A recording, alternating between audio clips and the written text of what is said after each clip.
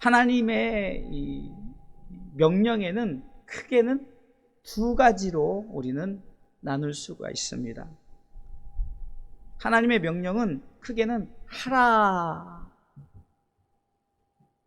나머지는 하지 말라. 하나님의 말씀의 명령은 하라, 하지 말라. 쉽죠?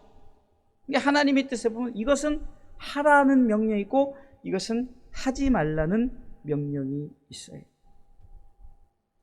그런데 하나님이 하라는 명령 중에서 가장 중요한 명령이 있다면 복음 선포에 대한 명령, 이것은 무조건 해야 됩니다. 할렐루야. 무조건 해야 되는 거예요. 오늘 본문은 하나님의 명령이 있는데 1절에 보니까 이렇게 기록되어 있죠. 여호와의 말씀이 두 번째 요나에게 임하니라 이르시되. 두 번째, 그러면 뭔가 첫 번째 말씀하신 게 있다는 거죠. 요나서 1장 1절로 3절에 보면 하나님의 첫 번째 복음 선포 명령이 있습니다. 같이 읽어볼까요? 여호와의 말씀이 아미떼의 아들 요나에게 임하니라 이르시되 너는 일어나 저 큰 성읍 니느웨로 가서 그것을 쳐서 외치라. 그 악독이 내 앞에 상달하였음이니라 하시니라. 그러나 요나가 여호와의 낯을 피하려고 일어나 다시스로 도망하여 욥바로 내려갔더니 마침 다시스로 가는 배를 만난지라. 여호와의 낯을 피하여 함께 다시스로 가려고 선가를 주고 배에 올랐더라. 아멘. 첫 번째 복음 명령 앞에 불순종했어요. 그리고 어디요? 니느웨로 가라 했는데 다시스로 도망을 갔어요. 복음 회피죠. 그 이유는 다른 게 아니에요. 저 백성은 이방 백성이라는 거예요. 다시 말해서 요즘 표현하면은 저 백성은 북한이다. 아니면 요즘에 참 우리로 하여금 힘들게 하는 그 전 세계적으로 참 우크라이나를 힘들게 하는 러시아다. 막 이런 경우가 되겠죠. 그래 저기는 제가 복음 전하러 가지 못하겠습니다. 도망가는 거예요. 하나님 첫 번째 복음 명령이 첫 번째 요나에게 임했을 때 불순종했고 다시스로 도망갔어요. 복음을 회피했어요. 그러나 오늘 요나서 3장 1절은 하나님의 두 번째 복음 명령이 그에게 떨어집니다. 그 이유는 요나서 2장을 통해서 쉽게 해서 하나님의 그 복음 선포 명령 앞에 불순종하고 다시스로 가다가 여러분들 아시죠? 풍랑을 만나고 물고기 뱃속에서 요나서 2장에 철저하게 회개하면서 살려주세요. 그럼 내가 이제 복음의 명령 앞에 순종하겠습니다. 이럴 때 이제 물고기가 토해내죠. 토해냈더니 그때서 주님이 또 하나님이 또 두 번째 복음 명령에 요나에게 복음 명령을 하신 거예요. 그때는요 순종했습니다. 그리고 니느웨로 가서 요나서 오늘 본문에 2절에 일어나 저 큰 성읍 니느웨로 가서 내가 내게 명한 바를 그들에게 선포하라 했더니 이제 3절에 요나가 여호와의 말씀대로 일어나서 니느웨로 가니라. 할렐루야. 복음을 선포. 다시 말해서 불순종에서 순종의 모습으로 바뀌다. 하라 했던 명령 앞에 안 하고 도망가다가 하나님께서 고난과 역경을 주니까 그 고난과 역경을 통해서 그래도 깨닫고 하나님의 두 번째 명령 앞에서는 순종함으로 나아갔다는 거예요. 자, 그러면은 하나님의 복음 명령은 무엇일까? 오늘 본문의 2절 말씀을 같이 읽어보도록 하겠습니다. 읽습니다. 일어나 저 큰 성읍 니느웨로 가서 내가 내게 명한 바를 그들에게 선포하라 하신지라. 보면 세 단어가 나오는데 뭐라고 말합니까? 가서라고 하죠. 가서. 어디로 가라는 거죠? 니느웨. 다시 말해서 니느웨는 우리가 복음을 전해야 될 곳이에요. 가장 작게는 여러분들의 가정으로 가서, 또 여러분들의 지인에게 가서, 여러분들이 정말로 어쩌면은 우리가 더 넓게 봐서는 선교를 통해서 저 큰 나라, 우리로 하여금 보내는 나라로 가야 되는 거예요. 이것은 복음의 장소입니다. 우리는 때를 얻든지 못 얻든지 하나님의 명령에 가서라는 것은 우리가 가야 될 장소에, 어디로? 니느웨로 가서. 여기 주목해요. 신경 쓰지 말고 여기만 주목하세요.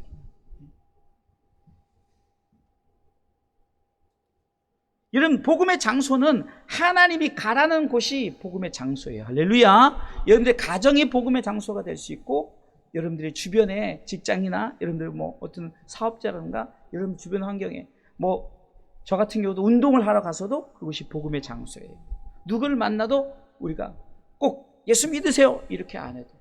제가 얼마 전에 저희 누님 집사님이 집에 가자 그래서 어저께 주일 저녁에 남양주를 갔어요. 누님 집사님 차를 타고 이렇게 가는데 그 차 안에 동료가 있더라고요. 같이 일하는 분이 있어요. 직원이 있는데 그분하고 대화를 하던 중에 그분이 그러는 거예요. 자기 가족들, 이제 동서나 이런 가족들이 예수 믿어라. 그렇게 하면은 그냥 받아들이게, 그래도 좀 수긍을 하겠는데 예수 안 믿으면 지옥 가! 이러니까 굉장히 부담이 생기고 기분이 나쁘다는 거예요. 그래서 제가 얘기를 했죠.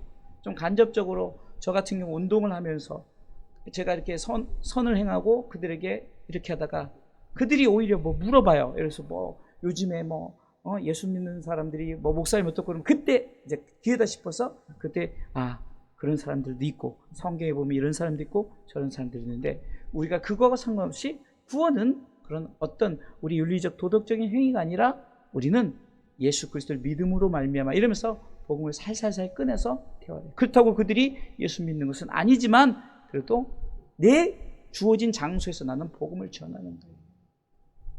복음의 장소는 하나님이 가라 하시는 곳이 복음의 장소예요. 할렐루야. 하나님의 명령 두 번째는 내게 명한 바예요. 내게 명한 바. 너에게 내가 명령한 바. 여러분, 복음의 명령이 있어요. 복음의 명령. 여러분들 마태복음 28장 18절로 20절에 예수님께서 하늘과 땅의 권세를 내게 줬는데 그 권세를 너에게 주겠다 그러면서 너희는 가서 모든 족속으로 제자를 삼아 아버지와 아들과 성령 이름으로 세례를 주고 내가 너에게 분부한 모든 것을 가르쳐 지키기라 하는 명령이 있어요. 명령이에요. 이것을 우리는 지상 최대 명령이라고 합니다. 명령이란 말이에요. 내가 내게 명한 바, 복음은 명령입니다. 할렐루야. 복음은 명령인 거예요. 해도 되고 안 해도 되는 것이 아니라 명령은 우리는 복종해야 됩니다. 할렐루야. 순종해야 됩니다. 할렐루야. 제가 할렐루야 그러니까 또 참 믿지 않는 사람들이 할렐루야, 우리가 교회에서 할렐루야 그러면 아멘하고 막 그러잖아요. 그 사람들이 뜻을 모르잖아요. 이게 우리가 할렐루야는 여호와 하나님을 찬양하라 라는 거잖아요. 할렐루야는 루는 접속사고 할랄은 여호와예요. 이게 그 찬양하라예요. 할랄은 루는 접속사고 야는 여호와. 그러니까 여호와를 찬양. 근데 믿지 않는 사람들은 뭐라고 생각하냐? 샤우팅이다. 그냥 자기네들끼리 예를 들어서 막 응원할 때 예를 들어서 짝짝짝 이렇게 하듯이 기독교적 샤우팅이다 이렇게 생각을 하더래요. 그런데 제가 왜 할렐루야죠?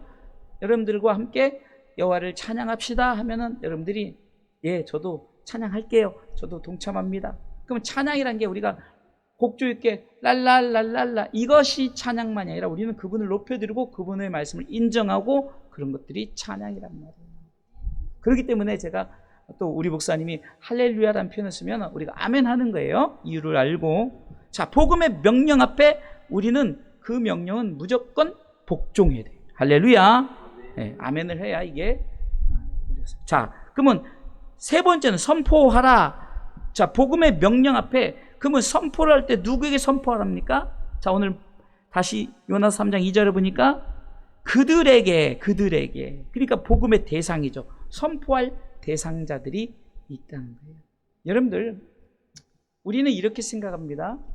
복음이란 것은 우리도 모르게 복음을 전했을 때 생각지도 않게 그들이 어느 순간에 복음을 받아들일 기회가 되어진다는 거예요. 물론 지금 니느웨는 40일 동안을 40일 안에 이제 너희들이 회개하지 않으면 멸망당한다 선포하니까 요나가 바쁘게 3일 동안은 그 성을 여러분 3일 동안을 다녔다는 거 얼마나 정신없이 다녔겠어요. 아마 밤낮 쉬지 않고 3일 동안 다녔을 겁니다. 예, 복음의 대상자들에게 선포하라는 것은 우리가 반드시 하나님의 명령 앞에 그들에게 복음의 장소는 우리가 가야 될 여러분들의 집이요, 여러분들이 주어진 환경입니다. 복음의 명령은 우리가 순종해야 되고 복종해야 돼요. 복음의 대상은 그들에게 그 장소에 있는 그들에게, 그들이 불신자건 또한 그들이 어떤 이단에 속해 있건 어떤 환경이든 우리는 그들에게 가서 내게 명한 바 복음을 선포하는 저와 여러분들 되시기를 주님의 이름으로 축원합니다. 자, 그러면 하나님의 명령 앞에, 자, 오늘 말씀의 제목이 하나님의 복음 선포 명령 앞에서라 그러잖아요. 앞에서. 그러면 하나님의 복음 선포 명령 앞에서 우리는 어떻게 해야 될까? 하나님이 야 가라, 내가 내게 명한 바 너는 그것을 그들에게 선포하라. 이 말씀 앞에 우리는 첫 번째는 일어나야 돼요. 첫 번째 단계는 일어나시기 바랍니다. 이것은요, 우리가 하나님의 말씀의 1단계 행동이에요. 야 가라 그랬는데 그냥 꿈쩍도 안 해요. 행동해야 돼요. 이 복음은요, 1차적인 행동이 필요한 거예요. 여러분들이 일어나시기 바랍니다. 1차적인 행동이 있어야만이 이제는 이 복음의 역사가 나타나는 줄 믿으시기 바랍니다. 자, 오늘 3절 말씀에 같이 읽어보도록 하겠습니다.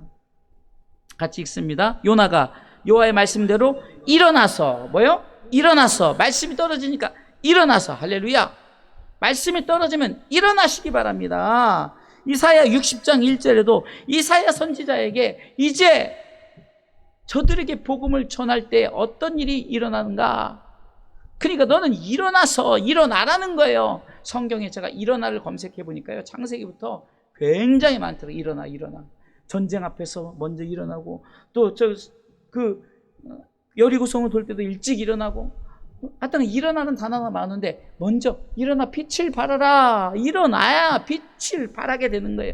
행동해야만 하나님의 역사가 나타나는 줄 믿으시기 바랍니다. 마태복음 12장 41절 말씀을 봤더니 이 복음서를 통해서 요나의 순종으로 저들이 회개했던 것을, 저들의 죄를 용서해 줬던 부분을 말씀하시는 거예요. 읽어보겠습니다. 심판 때에 니느웨 사람들이 일어나 이 세대 사람을 정죄하리니 이는 그들이 요나의 전도를 듣고 회개하였음이니와 요나보다 더 큰 이가 여기 있다라고 이렇게 말하는 거예요. 여러분, 우리가 복음을 전하는 자들은 요나보다 더 큰 저와 여러분들이에요. 하나님 보시기에는 지극히 작은 자라도 복음을 전하는 자는 요나보다 더 크다. 요나가 그렇게 고생하고 3일 동안 밤낮으로 돌아서 복음을 전해서 정말로 그 12만 명이나 되는 그 모든 사람들이, 제가 보니까 일일이 어떻게 전했겠어요. 이 말이 선포되니까, 요즘으로 말하면은 시스템이 잘 돼 있으니까 인터넷에 딱 방송 하나 띄우면 그냥 쫙 퍼져. 전국이 아니라 전 세계가 다 알잖아요. 그래서 누가 어느 나라 대통령이 죽었다 그러면은요, 그냥 전 세계가 금방 알잖아요. 그럼 아마 입에서 입으로 그 당시에는 그런 인터넷 문화가 없기 때문에 그랬을 거예요. 그러니까 요나의 순종으로 저들이 열매 맺고 회개했던 것을 그들이 또 다른 사람들에게, 심판 때 이누의 사람들이 일어나 이 세대 사람을 죄로 정한다는 것은 그 죄에 대한 분명한 사실을 저들에게 선포하면서 그 누군가가 복음을 전하는 자들이 있는데 그게 시대적으로 흘러서 저와 여러분들인 줄 믿으시기 바랍니다. 일어나야 되는 거예요. 1단계 행동이 필요합니다. 그래, 우리는 하나님의 복음 명령 앞에서 일어나세요. 할렐루야. 찬양하라 그러면 일어나서 찬양하라면 일어나야 돼요. 가라 그러면 일어나야 돼요. 할렐루야. 정말 순종해야 되는 거예요. 저는요, 우리 교회 성도들이 참으로 순종을 잘해요.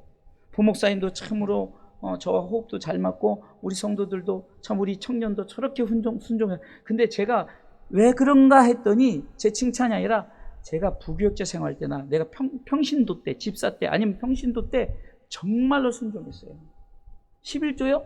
막 드리고 싶어가지고 막 11조 드리는 게 너무 행복한 거예요. 저한테는 돈 잘 벌었어요. 3년 만에 아파트도 사고 막 한 달에 500씩 700씩 이렇게 벌 그럴 때 있었어요. 11조를 드는 게 너무너무 행복한 거예요. 내가 교회에서 헌신하고 교회에서, 그리고 제가 직접 사업을 하다 보니까 어떤 일이 벌어졌냐면요, 내가 사업을 하니까 해외 선교를, 그 당시에 대만을 많이 갔어요. 대만과 필리핀을 갔는데 정말로 뭐 심지어 한 달에 2-3번 간 적도 있어요. 갔는데 또 오라고 해서, 그럼 아예 한 달 동안 머무르면 되지. 왜? 주의를 지켜야 하기 때문에 왔다 갔다 한 거예요. 어찌됐든 간에 왜 그런가? 왜 우리 청년이 저렇게 순종하고, 또 우리 권찰님이 저렇게 예배를 잘 드리고, 우리 어린아이가 저렇게 정말로 예배를 중심으로 하고, 우리 목사님이 저렇게 아이를 안고 저렇게 방송에서 저렇게 한 거 했더니, 제가 부교육자 생활 때 정말 충성했고요, 청년 때 저렇게 열심히, 제가 운전면허증 따자마자 뭐 때문에 기쁜 줄 아세요? 교회 차량 운전을 하게 돼서 너무 기쁜 거예요. 근데 교회 차량 운전을 면허증을 따니까, 교회 차량 운전 아무나 시키는 게 아니에요. 교회가 좀 크면요, 그것도 하고 싶어서 하는 게 아니에요. 그러다 기회가 왔어요. 나를 딱 시키니까 저한테 배당된 차는 굉장히 안 좋은 차, 가장 안 좋은 차. 근데 제일 일찍 너무 기뻐가지고 가서 차를 닦고, 겨울에 했는데도 막 정말로 막 닦고 미리 준비하고 막 예열시키고 그렇게 해서 봉사를 하는데 너무너무. 우리 지금 어린아이, 저 주일학교 때는 우리 상욱이보다 더 열심히 했어요. 어느 정도 열심히. 우리 어릴 때는 막 발표하고 그랬잖아요. 그러면 막 남자인데도 스타킹 신기고 막 발표하잖아요. 교회에서 성탄절날 뭐 추수감. 그래 막 그것이 뭐 어떤 구체적인 행동은 생각 안 나지만 제가 그렇게 헌신했다. 여러분, 중요한 것은 하나님의 복음의 명령 앞에 일어나야만이 하나님 역사가 시작되는 줄 믿으시기 바랍니다. 제가 어린아이들에게 왜 자꾸 예배 집중하게 하냐, 왜 하느냐, 이것을 틀어져 버리면요 못 고쳐요. 지금 보세요. 그렇게 열심히 했는데도 아이들이 성장하면서 삐뚤어지기 시작하고, 뭐 사춘기나 오춘기나 막 이래서 삐뚤어지죠. 청년 되면 또 그렇게 하죠. 참 목회가 쉽지 않고 신앙생활 쉽지 않아요. 예수님께서 너희의 믿음이 떨어지지 않길 내가 기도한다 했던 것처럼, 여러분, 최소한 우리가 서로가 믿음 떨어지지 않기 위해서 기도하고, 예배 성공할 수 있게 기도하고, 이 작은 것이 기도해야지. 아니 기초도 안 되고 뭘 예수 믿는다고 막 그렇게 자랑하겠냐. 기초는 일어나야 됩니다. 할렐루야. 복음의 적극적인 우리가 행동이 필요하다. 두 번째는 하나님의 복음 선포 명령 앞에서, 두 번째는 오늘 3장 3절에 요나가 여호와의 말씀대로 일어나서 어디 있죠? 니느웨로 갔다. 니느웨로 갔다. 복음의 그 현장으로 갔다는 거예요. 가야 되는 거예요. 가야 합니다. 할렐루야. 2단계예요. 순종이에요. 1차적인 행동이 필요한, 두 번째는요, 우리가 적극적인 행동이 필요해요. 여러분들, 이 복음만 그런 줄 아세요? 여러분들 성경에 보면은, 저는 시편 1편 1절에 보면 복 있는 사람은에 대해서 설명하는데, 복 있는 사람은, 여러분들 복 있는 사람의 행동 반대는 악인의 행동이 1절을 통해서 우리는 알 수 있어요. 읽어볼까요? 복 있는 사람은 악인의 꾀를 쫓지 아니하며 죄인의 길에 서지 아니하며 오만한 자의 자리에 앉지 아니한다. 여러분들 가는데 여러분들 가는 것이 복음의 현장으로 가는 사람이 있는가 하면은, 자, 복 있는 사람을 바꿔서 악한 사람은 악인의 길을 쫓아가고 죄인의 길에 서고 오만한 자의 자리에 앉는다라고. 반대니까. 여러분들 악한 자들도 쫓아간단 말이에요. 쫓아가요. 어디요? 악한 길로 쫓아가요. 그래서 우리도 복음의 길로 쫓아가야 돼. 복 있는 사람이 되기 위해서는 복음의 길로 쫓아가야 되죠. 놀라운 것은요, 쫓아가서 악한 자들이 어떠냐, 그 자리에 아예 서버려요. 아예 여기가 쫓아오니. 그 세 번째 단계는요, 이제 주저앉아버리는 거예요. 악한 자들이 그런단 말이에요. 그러면 우리도 마찬가지예요. 우리에게 주어진 복음의 현장 앞에 가야 돼. 쫓아가야 돼. 할렐루야. 저들도 그런데 우리도 더 열정적으로 나가죠. 쫓아가야 돼요. 그 자리에서 우리가 막 열정적으로 해야 됩니다. 그리고 눌러 앉아서 우리는 복음의 자리가, 하나님의 또 다른 명령이 있기까지는 그 자리에서 충성하는 거예요. 바울이 그랬어요. 저도요, 평생을 신앙생활하면서 교회를 몇 번 옮기지 않았어요. 어렸을 때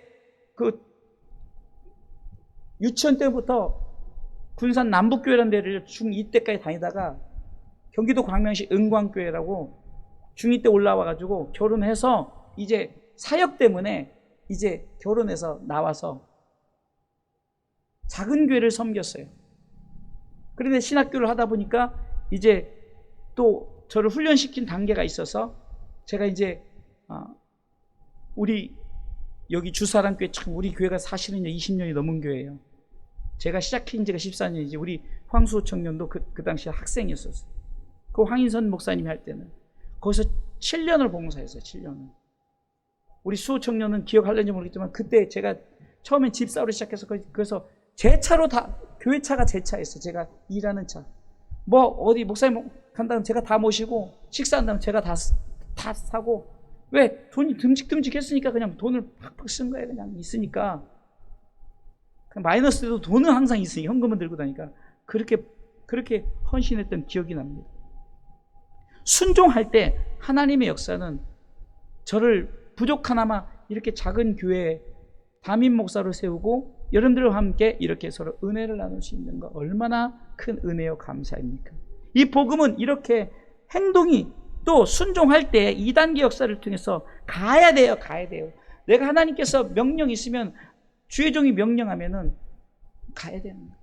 예배 드립시다 그러면 예배 드려야 되는 거예요. 오후 예배 우리가 하나님 앞에 영광 올려 드립시다 그러면 예배 드려요. 또 우리가 식사합시다 그러면 식사해야 되고 교제하라는 거예요. 성경에 다 나오는 거니까. 전도합시다 그러면 전도해야 되고 기도합시다 기도해야 되는 거예요. 순종할 때 역사가 나타납니다. 할렐루야.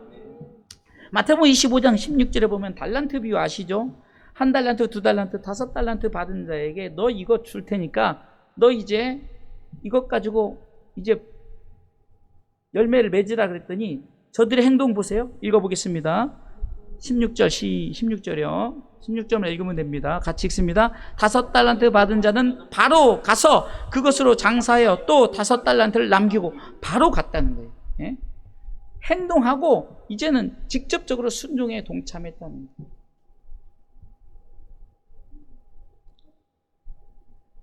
유유상종이란 말이 있듯이 참 담임 목사를 여러분들도 좀 닮아가는 것 같아요. 우리 청년도 하여튼 뭐 하면은 아주 저 성격하고 비슷해가지고 아주 끝장을 봐야 돼요. 새벽이든 뭐든 뭘 해결해야 돼요. 참 좋은 묘수예요. 근데 좀 피곤은 하죠. 네? 저도 막 그렇게 하니까 우리 사모가 뭘 이렇게 하면은 내일 해 그런데 제 성격상 내일 안 해. 그냥 끝장을 봐야 돼요. 이 방송을 하다가 밤샌 적이 한두 번이에요. 우리가 뭐 솔직히 좋은 장비 막 탁탁탁 비싼 장비 탁탁탁 놓고 하면은 간단해요. 근데 우리 청년하고 둘이 진짜 전략하고 어디서 얻어다가 막 주워다가 선 까는 것도 다 주워다가 막 이렇게 그렇게 사다 보니까 문제가 생겨 그 문제 해결하려고 하고 공짜로 하려고 하고 막 보통 장비가요 보통 비싼 게 아니에요. 하나에 막 350 막 이러고 막. 근데 우리 청년이 하나님이 지혜를 줘서 그 모든 거를 그 참 이게 하나님 소프트웨어를 또 하게 하니까 그냥 그 기계 없이도 공짜로 이렇게 방송 나가는 거예요. 그전에는 기계를 썼어요. 옛날에 AV 이런 이게 좀 요즘 HDMI 시대잖아요. AV 때는 60만 원짜리 그것도 중고로 그걸 잘 쓰다가 이제 HDMI로 바꾸는데 그 기계를 사면 그 기계만 350이에요. 근데 우리 청년이 지혜를 가지고 그러니까 그 연구하기까지는요 막 밤도 몇 번 새고 막 그렇게 그러니까 성격이 저 닮아서 그런가 봐요. 바로 가야 되는 거예요. 순종할 때 역사가 나타납니다. 할렐루야. 사단은 내일이자면 내일 일은 남 모르는 거예요. 내일 일은 몰라요. 우리 어린 우리 아이에게도 자꾸 훈련을 시키는 거예요. 저도 그냥 아이니까 내버려둬 아이니까 그러고 싶어요. 근데 제가 그렇게 했다가 다 실패했거든요. 여러분들 다 여기 현장에 목격자들이에요. 우리 주일학교들 많았는데 그냥 주일학교 왜 없어지고 그냥 아예 애들이 컸으니까 놔두고 했더니 지금 걔네들이 벌써 대학생도 그러는데 교회 안 다녀요. 왜? 다 그쳤어야 되는데 에이 그냥 나중에 나오겠지 이랬더니 다 나가버려. 신앙생활 안 하네요. 그래서 제가 제2의 실패를 하지 말자 그래가지고 조금 우리 어린아이들에게 좀 강하게 하는 거예요. 예배드리다 좀 딴짓하면 하지 마라. 눈치 주고 종치고 왜 그러겠어요? 제가 경험한 바 다 놓쳐버리고 아이들이 신앙생활 뭐 우리 교회 나오고 안 나오고 문제가 아니에요. 예수 안 믿으니까. 근데 그 가족들도 이제 뭐 손주들 안 나와도 이제 신경도 안 써요. 내가 그게 안타까운 거예요. 가슴 아픈만 쫓아가가지고 니네 예수 믿어야 돼 이런 열정이 있어야 되는데 우리 목사님 보세요 막 들쳐매고 오잖아요. 이런 열정을 좀 본받으세요.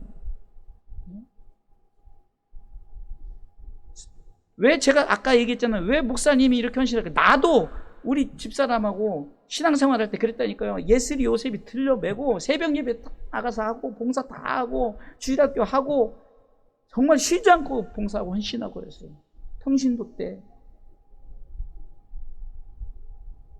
여러분들은 목사님이니까 그러지. 아니에요. 평신도 때 더 열심히. 솔직히요. 평신도 때가 더 신앙이 좋았던 거예요.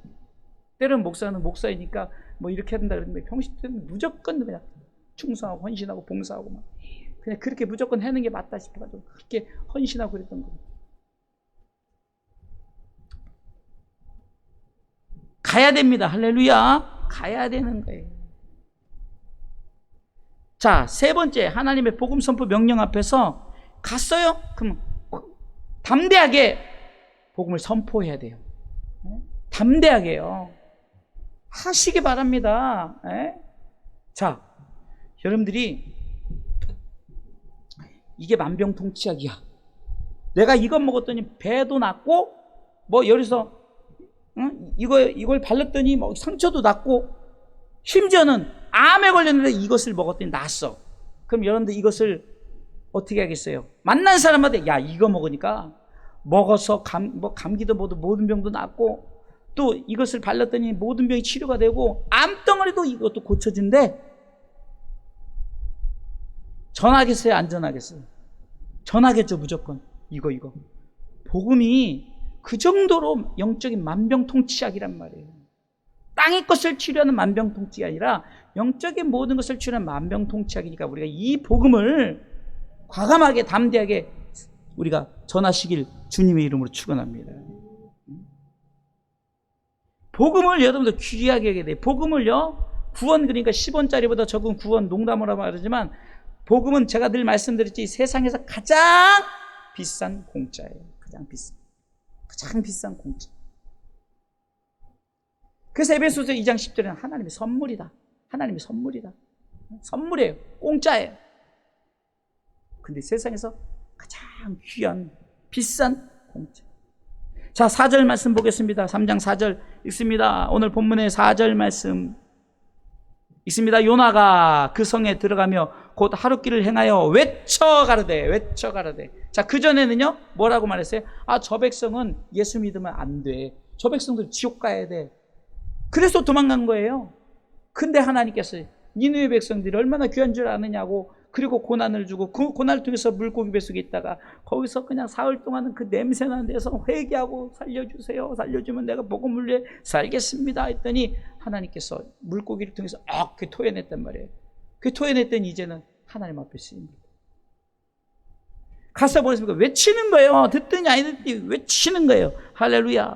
자, 그러면요 여러분 복음을 선포할 때 복음의 내용이 있어요. 복음의 내용. 그것은 이사야 52장 7절에 말씀해 보면 우리는 좋은 소식이라고 말합니다. 좋은 소식. 내가 예수를 믿고 구원받아 천국 가니까 세상에서 이것보다 얼마나 귀한 소식이 있어요. 읽어보겠습니다. 좋은 소식을 가져오며 평화를 공포하며 복된 좋은 소식을 가져오며 구원을 공포하며 시온을 향하여 계속 읽어요. 제가 놓치더라도 읽으세요. 제가 처음엔 잘 보이다가 흐려져서 놓쳐요. 자, 세 번째 줄. 시온을 향하여 이르기를 내 하나님이 통치하신다 하는 자의 산을 넘는 발이 어찌 그리 아름다운고. 좋은 소식을 가져오고 평화를 공포하며 복된 좋은 소식을 가져오며 구원을 공포하며. 여러분들 복음이 이렇단 말이에요. 그래서 누가복음 2장 10절에는 천사가 이렇게 말합니다. 천사가 말합니다. 두려워 말라. 보라 내가 온 백성에게 미칠 큰 기쁨의 좋은 소식. 온 백성에 미칠 큰 기쁨의 좋은 소식. 할렐루야. 예수 그분 복음이 예수예요. 제가 요즘에 계속해서 그 복음의 그 실질적인 내용이 뭔가 사도행전 26장 17절로 18절을 여러분들 계속 제가 지금 설교 때마다 반복해서 얘기하는 이유가 있어요. 복음을 선포, 복음의 내용을 얘기하는 거예요. 읽어보겠습니다. 17절부터 읽어볼게요. 17절 읽습니다. 이스라엘과 이방인들에게 가서 내가 너를 구원하여 저에게 보내요. 자, 분명히 말했죠. 가서 너 가라. 그냥 일어나 갔어요. 가서 분명히 합니다. 보내어 무엇을, 내용이 뭐냐? 읽어보겠습니다. 18절. 그는 눈을 뜨게, 자기가 눈 떴듯이 눈 뜨게, 그들이 눈을 뜨게 해서 어둠에서 빛으로. 외우세요. 사단의 권세에서 하나님께로 돌아가게 하고, 죄사함과 나를 믿어. 죄사함은 여기서는요, 죄인에서 의인 삼는 거예요. 죄사함, 죄를 사해 주니까. 예수 그리스도를 믿음으로 말미암아 죄사함이 되니까. 거룩해 된 무리 가운데서 기업을 얻게. 그러니까 거룩해 된 무리, 그전에는 거룩해 된 무리가 아닌 지옥 사람이었다는 거예요. 그러나 천국 백성으로. 굉장히 이 네 가지 사실을 기억하세요. 어둠에서 빛으로, 사단의 권세로서 하나님께로, 죄인에서 의인으로, 지옥에서 천국 백성으로. 이 짧은 한 구절에 복음의 핵심 내용이 담겨져 있어요. 여기에 돈 많이 벌게, 애 잘 낳게, 뭐 공부 잘하게, 그런 거 없어요. 근데 복음이 이상하게, 복음이 그렇게 돼버렸어요. 예수 잘 믿고 뭐 열심히 헌신하고 막 헌금하고 뭐 이러면은 애를 잘 낳고, 뭐 이게 무슨 무당이에요? 무당? 사업체가 잘 되고 안 되면 어쩌려고. 복음하고 아무 상관없는데, 복음은요, 내용은 확실해요. 18절 다시 한번 읽어보면서 복음의 내용, 이 네 가지 사실을 꼭 기억하시기 바랍니다. 자, 사도행전 26장 18절, 이 복음의 네 가지 분명한 핵심 내용 있습니다. 그 눈을 뜨게 하여 어둠에서 빛으로, 사단의 권세에서 하나님께로 돌아가게 하고, 죄사함과 나를 믿어 거룩히 된 무리 가운데서 기업을 얻게 하려 하이다. 아멘. 이래서 우리를 보내는 거예요. 할렐루야. 자, 세례요한의 핵심 메시지가 뭐예요? 저렇게 해서 세례요한의 핵심 메시지가 회개. 마태복음 3장 1절로 2절에 보면은 광야에서 외치는 한 사람이 있었는데 그를 세례요한이에요. 2절에 보겠습니다. 뭐라고 외칩니까? 핵심 메시지예요. 아까 얘기했던 그 네 가지 사실을 통해서 우리가 해야 될 일이 뭐냐? 회개하라, 천국이 가까웠느니라 하였으니. 우리 이거 하면 돼요. 그러면은 이 독사 이렇게 하는 게 마음속으로 그렇게 하면서 복음을 전하는 거예요. 막 대놓고 막 이렇게 그 당시엔 통했지만 요즘에 그러면은 미친놈 그러고 교회 안 나가요. 이게 마음속에 우리 핵심 내용은 저 사람이 회개할 수 있도록, 그리고 천국 갈 수 있도록, 저 사람들이 회개해서 천국을 가야 되는데, 이런 마음을 가지고 하라는 거지. 마태복음 4장 17절에도 예수님의 핵심 메시지가 동일해요. 마태복음 4장 17절에 세례 요한이 회개하라 천국이 가까웠느냐 했던 것처럼 예수님께서도 있습니다. 이때부터 예수께서 비로소 전파해 갔을 때 회개하라 천국이 가까웠느니라 하시니라. 이게 복음의 핵심 내용은 뭐라고요? 회개하라 천국이 가까웠느니라. 회개하라는 건 뭡니까? 내가 지금 죄인에서 돌아서서 예수 그리스도를 믿으라는 거예요. 그러면 천국 백성 된다. 천국이 가까웠다. 우리가 생각하는 그냥 시간을 따지니까 아직도 멀었네 그러지만, 하나님의 시간은 천년이 만년이 수십만 년도, 시간은 영원을 비교할 때 아무것도 아닌데, 눈 깜짝할 4차원의 세계는 눈 깜짝할 수. 이 복음의 핵심 메시지를 듣고 우리는 어떻게 된다고요? 일어나 가서 외쳐야 돼. 할렐루야. 따라서 하세요. 일어나 가서 외치자. 쉽죠? 자, 이러면은, 자, 결론적으로 그랬더니 놀라운 회개의 역사가 나타나는데, 이거는 그냥 읽기만 해도 돼요. 그래서 5절부터 10절은 읽으면 이런 역사가 나타났구나. 그렇게 일어나 가서 외쳤더니, 복음의 내용, 회개하라 천국이 가까운 핵심 메시지를 중심을 갖고 있더니 저들이 네 가지 사실로 바뀌어졌어요. 어떻게 결론이 났나? 자, 5절부터 쭉 읽어보겠습니다. 니느웨 백성이 하나님을 믿고 금식을 선포하고 물은 대수하고 굵은 배를 입은지라. 그 소문이 니느웨 왕에게 들림에 왕이 보좌에서 일어나 조복을 벗고 굵은 배를 입고 재에 앉으니라.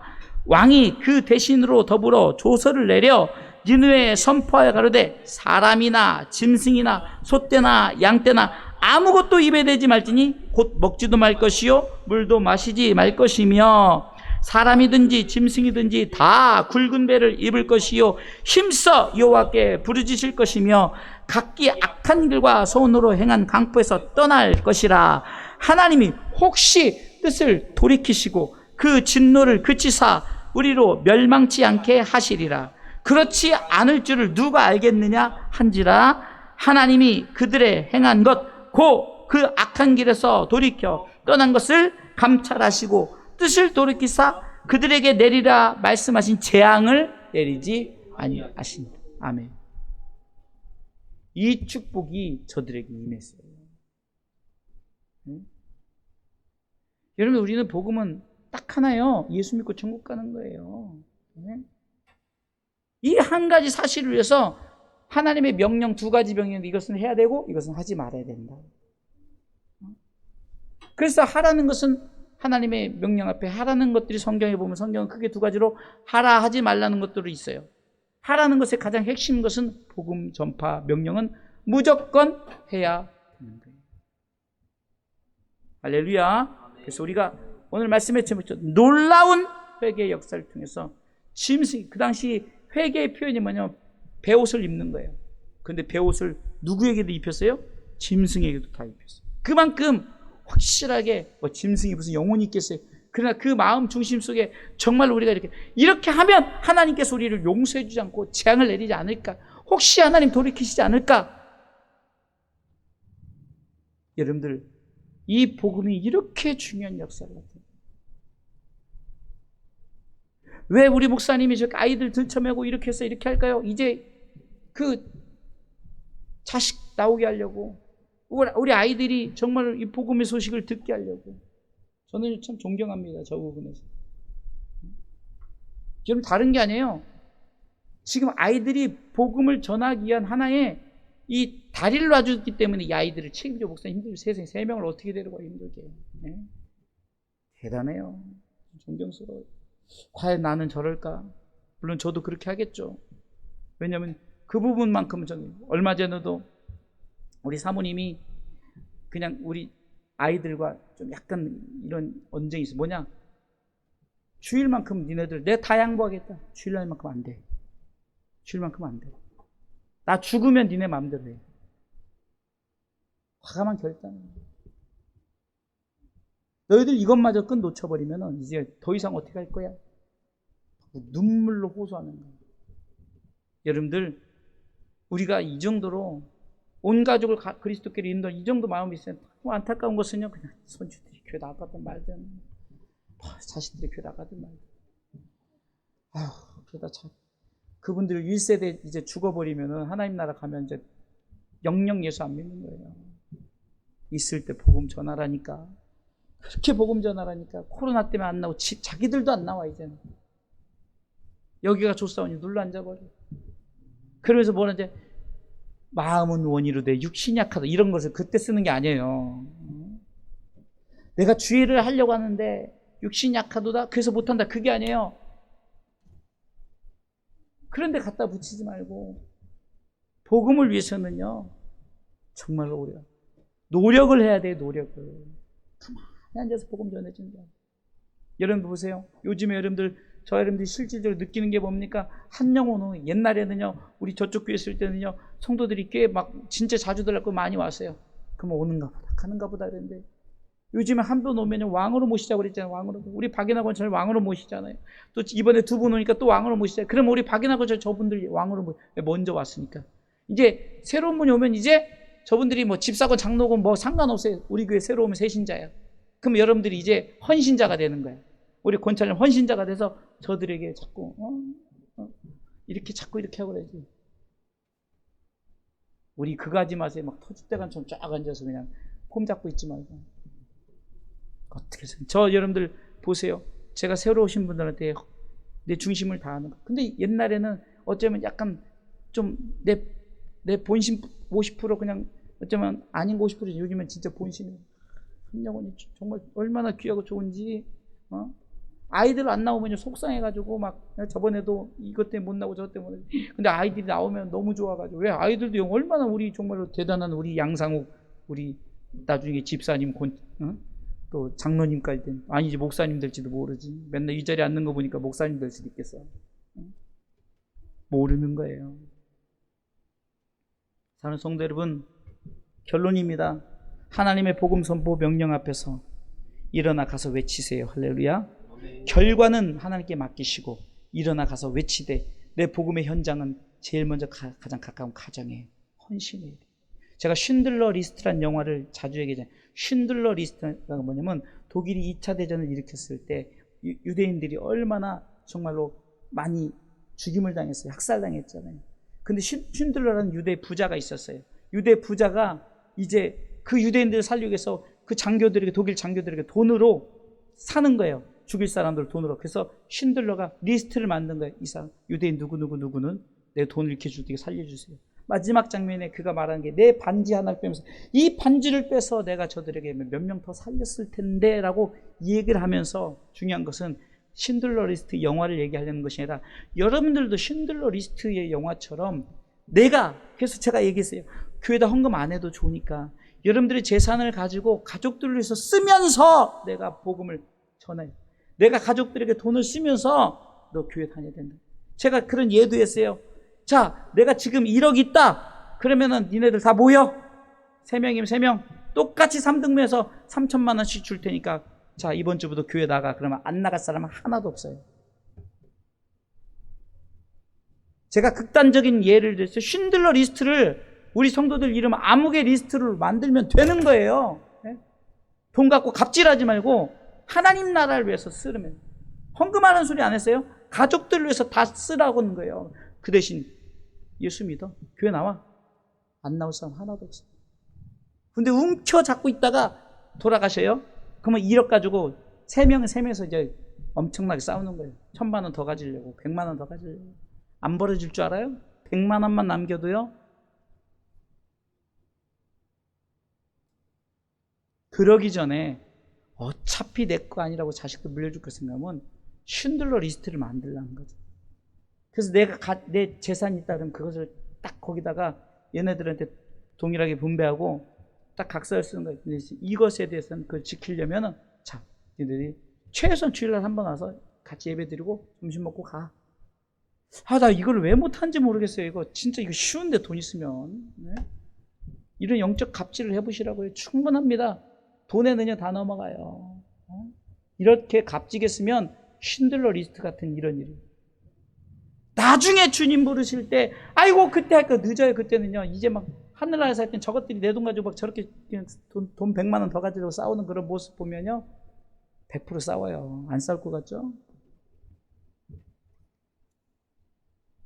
의상하고 막 이러지 말고 미리 신들러 리스트를 만들어서 복음을 했으면은 하나님 얼마나 귀하게 보실까?